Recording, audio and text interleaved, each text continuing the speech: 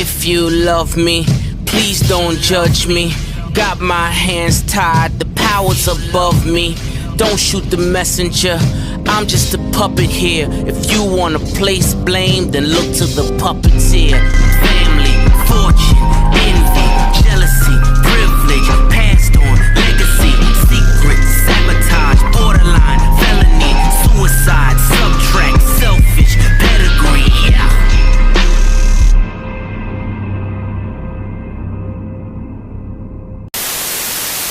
How's it going, everybody? It's C-RadTV back here with another video. So, of course, it's time to continue on to What If NASCAR Had the F1 Points Format series. So, the last time in this series, we wrapped up the Penny Series side, the What If series in the 2010s, and learned that next to nothing would change under the F1 Points format in the Penny Series up north in Canada.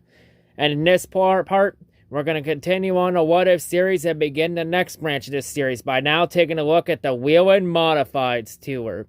So, of course, the Whelen Modifieds Tour was actually the first series NASCAR ever ran in 1948, a year before the Cup Series came into fruition. And, of course, the Modifieds Tour still runs to this day today, which is open wheel cars and, like, small open wheel cars on short tracks and some road courses sometimes. So yeah, for this one, we're going to start this one at 1985 because 1985 was the furthest I could go back for this. So every champion from 1984 to from 1948 to 1984 remains the same in the Modifieds Tour. So those champions remain unchanged.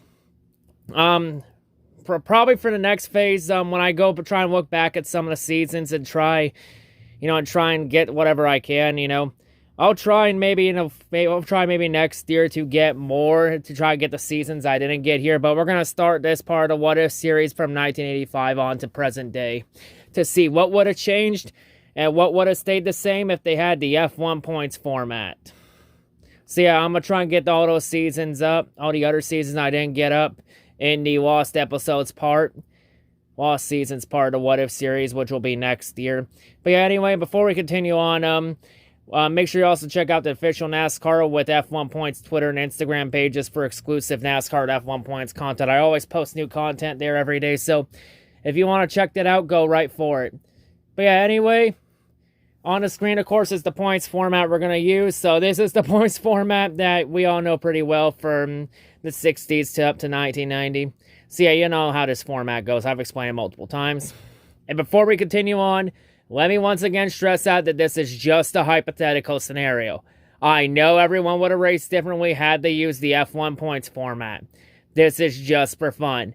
So now, with that out of the way, let's go ahead and let's jump right into it.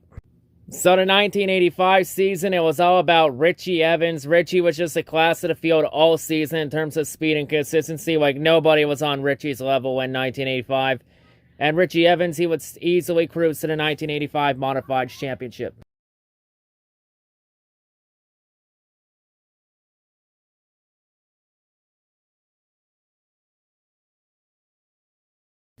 So the 1986 season, it was all about Jimmy Spencer. Jimmy Spencer was the class of the field all year in terms of speed and consistency. Like, nobody was on Jimmy Spencer's level in 1986.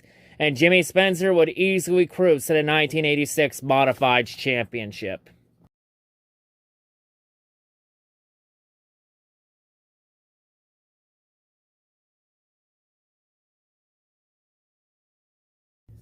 So the 1987 season, it was a two-man battle for the championship between Jimmy Spencer and Reggie Ruggiero. Those two were the class of the field all year in terms of speed and consistency. Really close for the title. In the end, Reggie Ruggiero would fail to be consistent in key moments of the year when it mattered the most, and Jimmy Spencer would take full advantage of him with pole late in the season, and Jimmy Spencer would lock up the Modifieds Championship with a race to go in the season. So Jimmy Spencer would still go back-to-back under this format in 1987.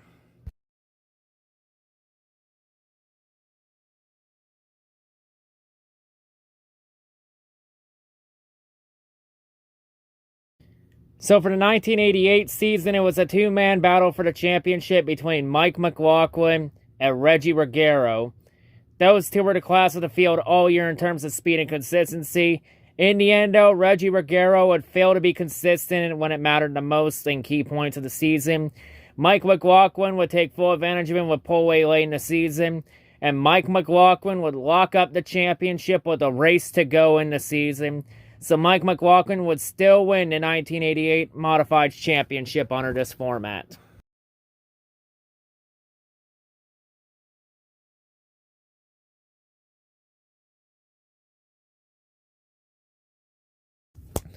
So the 1989 champion season, we had a three-man battle for the championship between Mike Stefanik, Reggie Ruggiero, and Tony Hirschman. And for this series, I'm not going to use the famous Mike Stefanik picture from 2013, the UNO battle at the beach. At least not yet. Maybe later on in the series, but we'll see. But for now, we're actually going to go by year picks. But anyway, getting back on topic, so those three were the class of the field all season in terms of speed and consistency. In the end, though, late in the season, Tony Hirschman would fail to be consistent in key moments of the season when it mattered the most, and he would be eliminated with around a race to go in the season.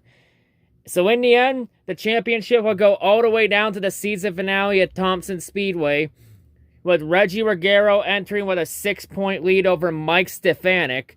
So for Stefanik to win the championship, he would effectively need to win the race and would need Ruggiero to finish 5th or worse.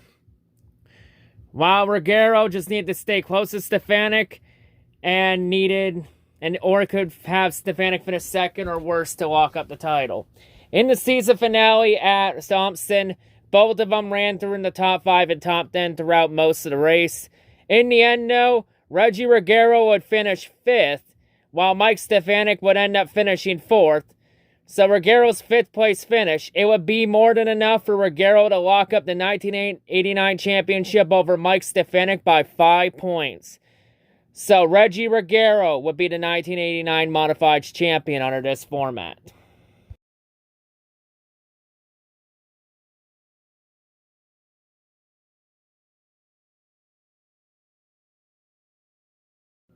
So yeah, anyway, that's going to wrap it up here for this part of the What If series. So quite a few things would have happened under the F1 points format in the Modified series. Like in terms of championship battles that went down to the season finale, only one title battle went down to the season finale, at least from 1985 to 1989. And the one season where the title battle did go down to the season finale, it resulted in the only title change, which was 1989. So really, other than that, in the 4 or 5 years we covered in the Modified Tours that we could go back through, at least for now, only one title fight. Only one shot title change, so next to nothing really changed under the F1 points format in the Modifieds Tour. So yeah, that's been the last couple parts of this What If series, but we haven't had many title changes. Like, not a whole lot would have changed in the last couple parts. You know, hey, sometimes that happens. But hey, anyway, continue. So yeah, next time on the What If series, we're going to continue taking a look at the Modifieds Tour and jump to the 1990s to see what would have changed and what would have stayed the same if they used the F1 points format.